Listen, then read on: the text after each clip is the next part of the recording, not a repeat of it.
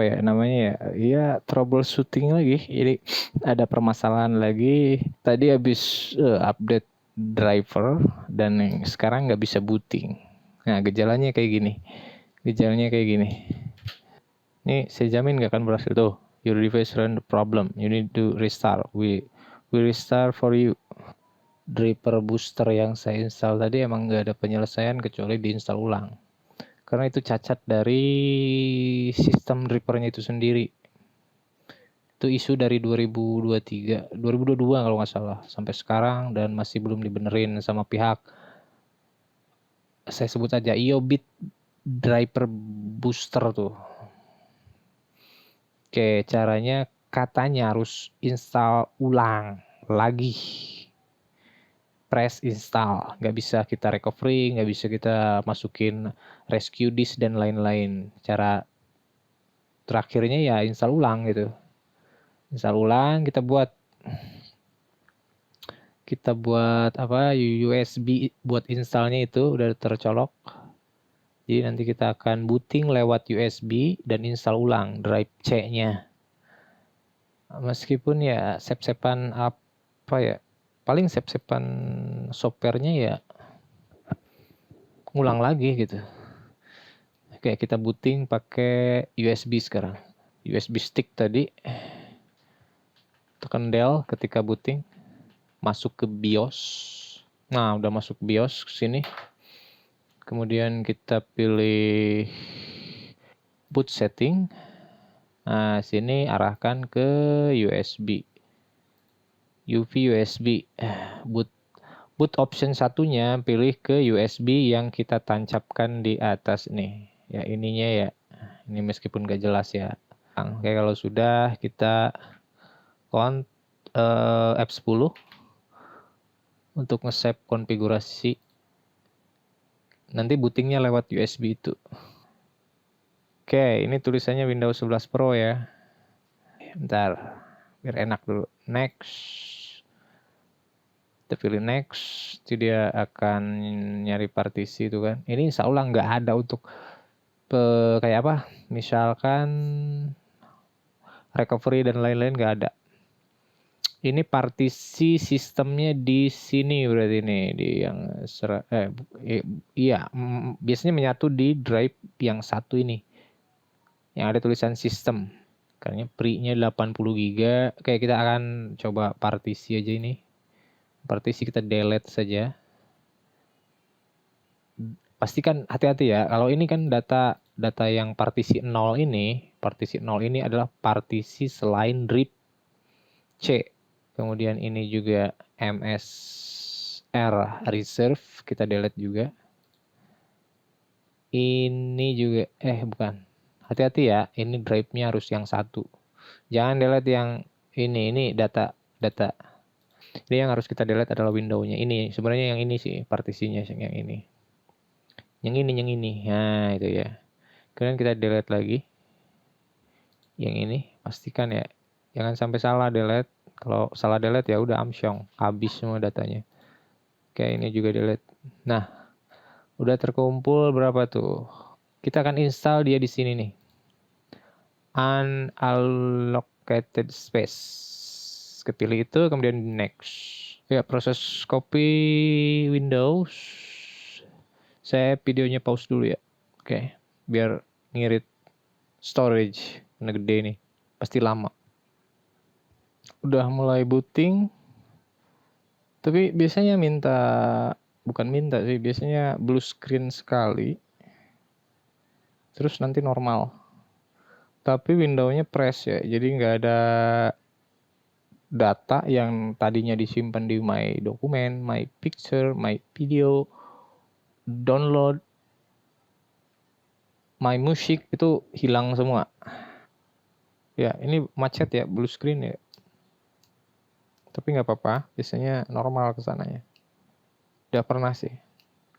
Ya, dia mulai booting. Tapi masih install ya, masih proses verifikasi, instalasi, dan update Windows 11, saya pakai Windows 11. Oke, kita sudah booting, masuk ke window, dan semuanya kosong. kecuali data-data yang tadinya tidak disimpan di drive C. Makanya kalau mau datanya aman langsung pindahin tuh ke drive D atau E itu. Jadi rencananya gini, nanti saya update dulu semua. Nggak sampai total full update sih. Update window maksudnya, update window.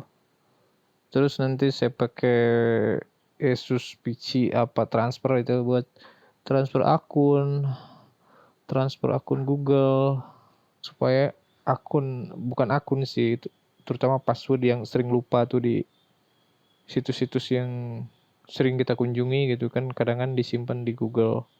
Makanya mending nanti kita transfer dari laptop harian saya ke PC ini. Dan kalau misalkan nyeting dari awal lagi itu butuh proses waktu yang agak lumayan menyita gitu. Jadi nanti kita pindahkan saja beserta konfigurasinya pakai yang namanya Asus PC Transfer. Oke, jadi ini sudah Windows-nya sudah full update ya. Tapi softwarenya masih nggak ada apa-apa, cuman saya tadi install 1 WinRAR saja. Nah, untuk transfer dari aplikasi entah itu Adobe Premiere Pro, misalkan Microsoft Office, terus banyak aplikasi-aplikasi yang menuntut kita untuk konfigurasi ulang, itu lebih cepat dengan Asus PC Transfer ya Asus PC Transfer. Tapi sebelumnya kita harus men-setup dulu agar jaringannya satu kelas IP address biar lebih cepat gitu.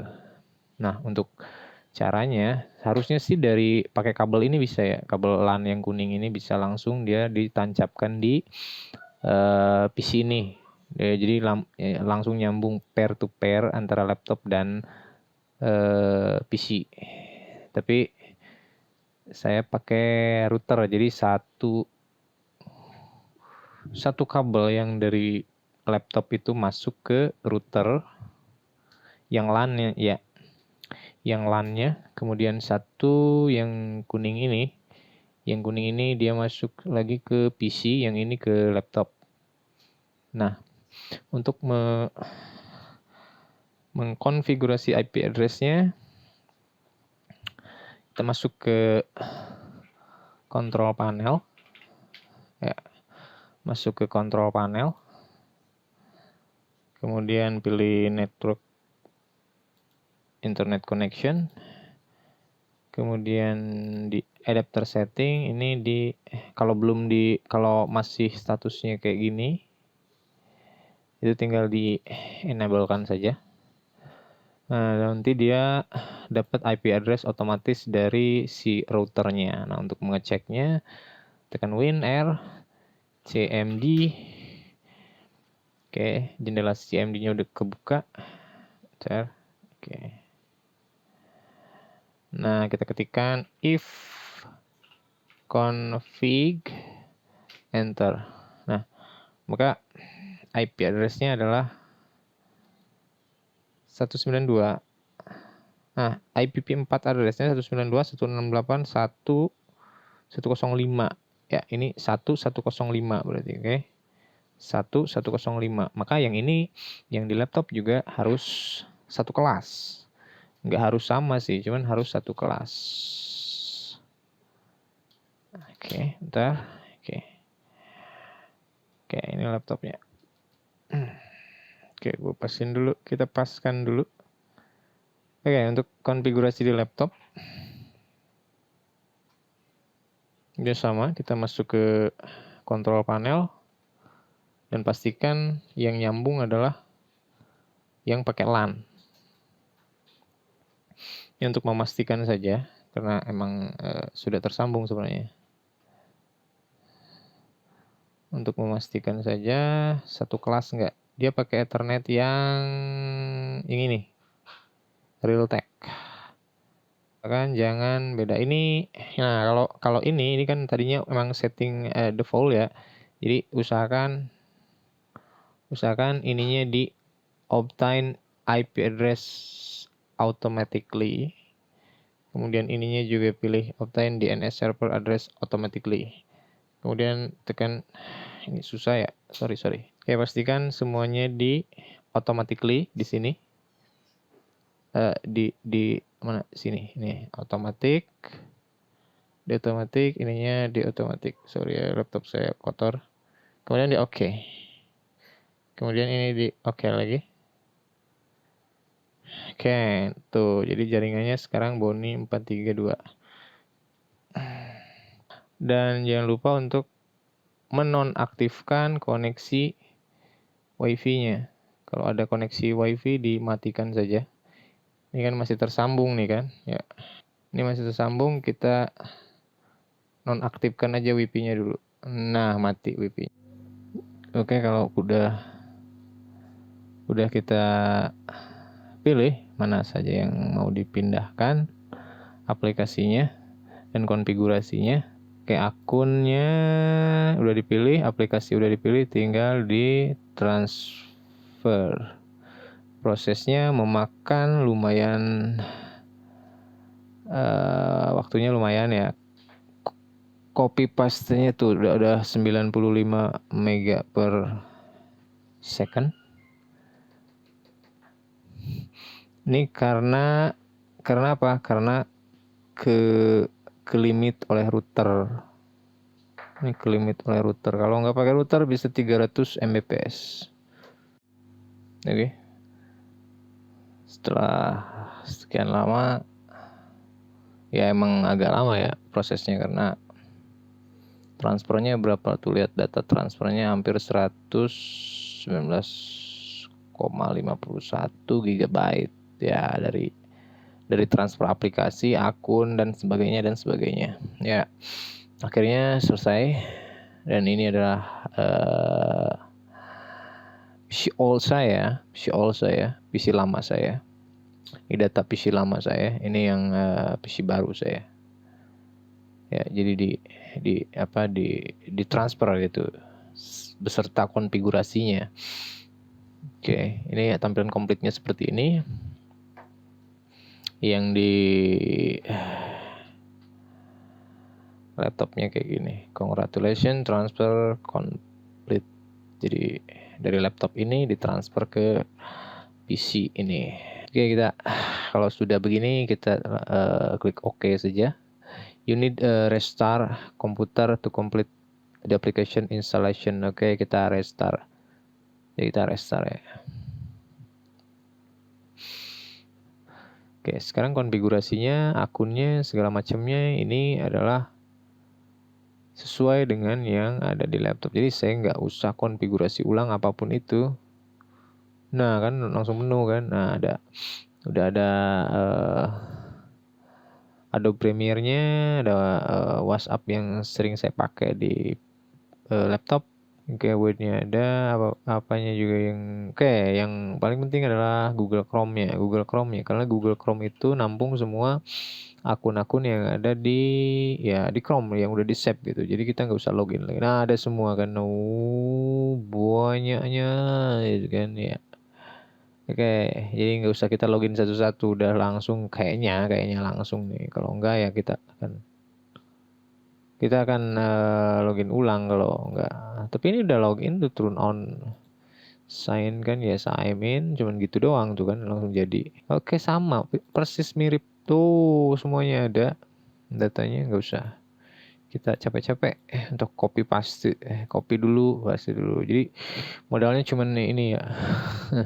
Bukan modal sih ya, alatnya inilah, kita pakai router. Yang PC, yang laptop sambung ke router, PC juga sama sambung ke router, jadi harus ada kabel yang kuning ini RJ45 dua buah ya. Kalau misalkan ada satu bisa langsung tancap aja ke PC-nya gitu. Jadi langsung dia nggak pakai router ini. Dan itu malah lebih cepat.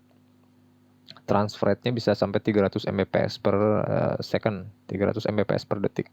300 Mbps per second dengan persyaratan ya harus SSD keduanya gitu. Kalau yang keduanya hard disk ya, atau salah satunya ada yang hard disk ya nggak akan secepat itu juga. Oke. Jadi PC saya meskipun ya nggak selengkap yang tadi siang ketika dia belum blue screen, tapi ya minimal ada data yang nggak harus saya konfigurasi ulang gitu. Oke, itu aja. Atau mudah-mudahan ada yang nasibnya sama kayak saya gitu, blue screen dan ada laptop cadangan atau ada PC cadangan, dia backup, bukan backup sih ya, jadi sama-sama aplikasinya sama, settingannya juga akunnya ya sama dia gunakan di sana, akun Google-nya sama. Mudah-mudahan bisa pakai cara ini lebih memudahkan gitu. Tapi ya asal jangan terlalu gede aja yang dipindahkannya. Oke, terima kasih.